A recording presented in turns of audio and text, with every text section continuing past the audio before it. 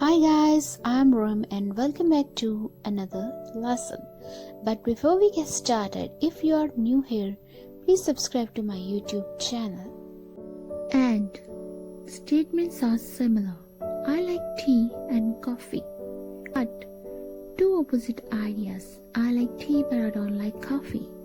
Because reason.